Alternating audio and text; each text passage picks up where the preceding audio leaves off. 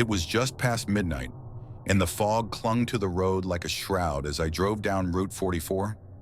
The highway was eerily quiet, save for the soft hum of my engine and the occasional crackle of dry leaves skittering across the pavement.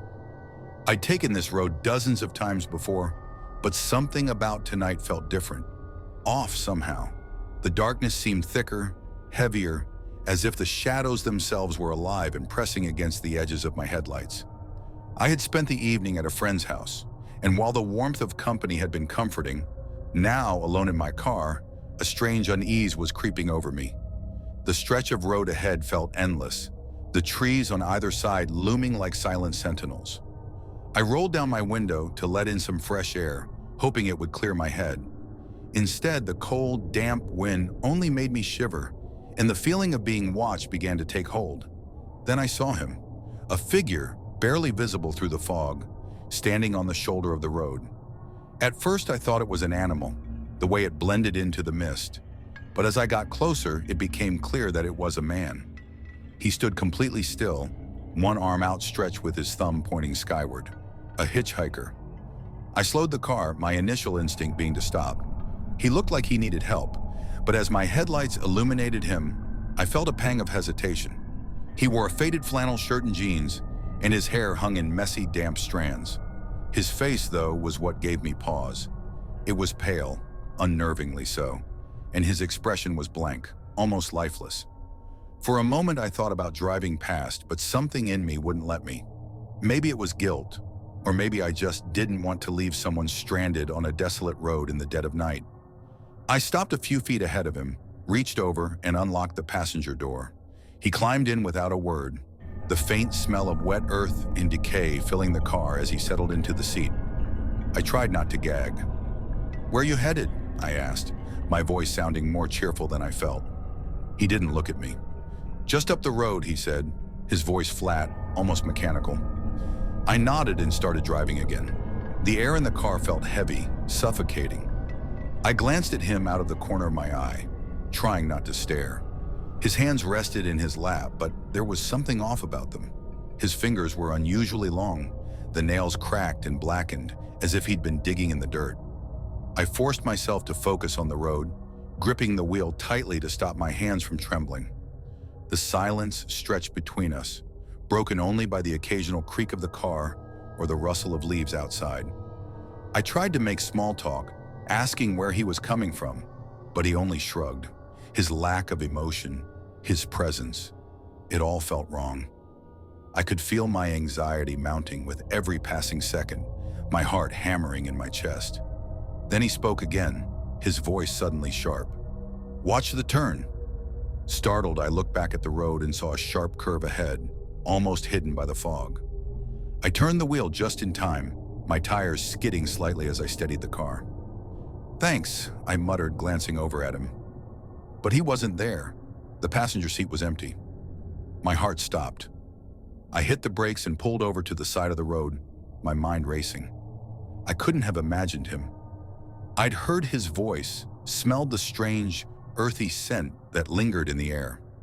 I looked around wildly, but the road behind me was empty, the fog swallowing everything in its path.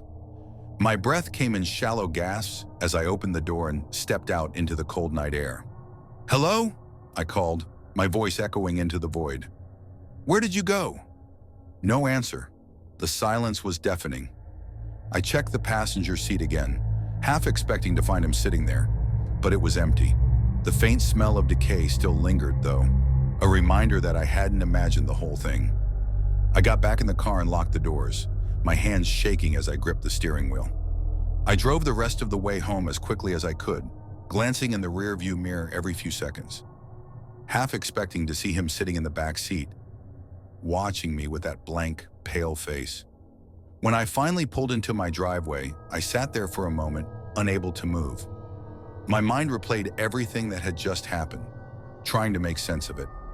Who or what had been in my car, and how had he disappeared?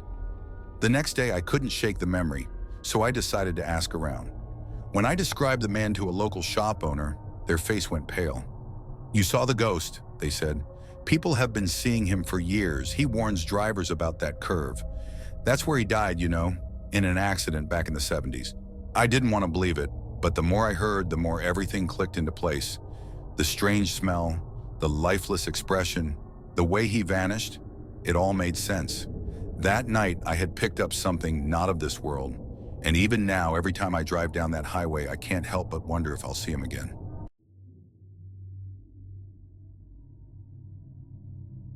I had been driving for hours. It was the middle of the night, and the empty stretch of highway felt like it went on forever. The only sound was the hum of my car engine and the occasional rattle of wind against the windows. I was on my way home from visiting a friend in a neighboring state, and the route was one I'd taken many times before. But something about this particular drive felt wrong. The GPS told me I was still 2 hours from home, and fatigue was setting in. The faint glow of a gas station appeared in the distance, and I decided to pull in for a quick break. The place looked run down, with flickering fluorescent lights and a single pump that groaned as I filled my tank. I went inside to grab some coffee, but the cashier didn't even look up as I entered. She just stared at the counter, muttering something under her breath. When I asked her if they had a bathroom, she finally looked up at me, her eyes wide and glassy. "Don't stop on this road," she said abruptly. Her voice was shaky, almost a whisper. "If you see anything strange, you keep driving. Don't look. Don't stop." I laughed nervously, assuming it was some kind of local superstition, but the way she stared at me made my skin crawl. I grabbed my coffee and got back in the car, brushing off her warning as nonsense. But as I pulled back onto the highway, I couldn't shake the unease that settled over me. The road was pitch black now, the trees lining the sides looming like shadows. I was the only car on the highway, or so I thought. About 30 minutes later, I noticed headlights in my rearview mirror. A truck. It came up fast behind me, its high beams flooding my car with light. I squinted, trying to focus on the road, but the truck didn't pass me. Instead, it stayed just a few feet behind me, the engine roaring as if it was trying to push me off the road. Annoyed, I tapped the brakes, hoping the driver would back off, but they didn't. Instead, they honked, the sound blaring and jarring in the quiet night. I pressed the gas and sped up, trying to put some distance between us. But no matter how fast I went, the truck stayed right behind me. The highway was empty. There were no exits, no other cars, just me and the truck. Then, without warning, the truck swerved into the opposite lane and pulled up beside me. I turned to look, ready to yell or gesture, but my breath caught in my throat. The driver's seat was empty. No one was driving the truck. I slammed on the brakes, letting the truck speed ahead.